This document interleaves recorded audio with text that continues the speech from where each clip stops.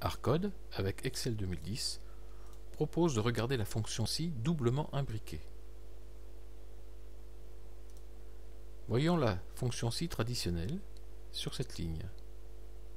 En C, 7 G150. En D, 7 G120. J'écris la fonction à côté, si, ouvrez la parenthèse, que je ferme après, C7 est supérieur à D7, j'écris le terme sup dans la cellule, sinon j'écris le terme inf. Ici, j'ai bien sup puisque C7 est supérieur à D7. Si c'était l'inverse, par exemple 110, le terme inf s'inscrirait. Prenons le cas d'une boucle où les si sont imbriqués. J'ai donc trois valeurs, 110, 150 et 120, en B, C et D. Regardons la formule. Que dit-elle?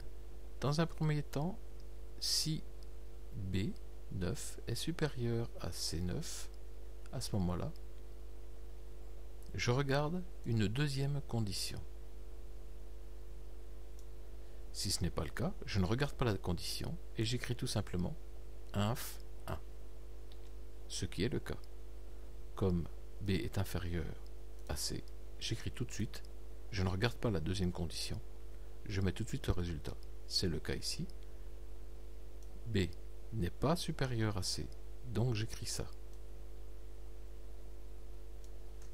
Regardons maintenant le cas où B est supérieur à C. Le terme ici a changé, il devient sup. Et il répond bien à la condition.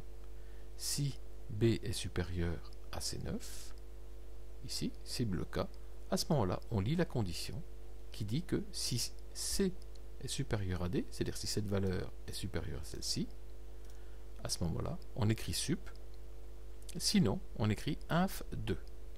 C'est la raison pour laquelle on a mis un indice à chacun des inf.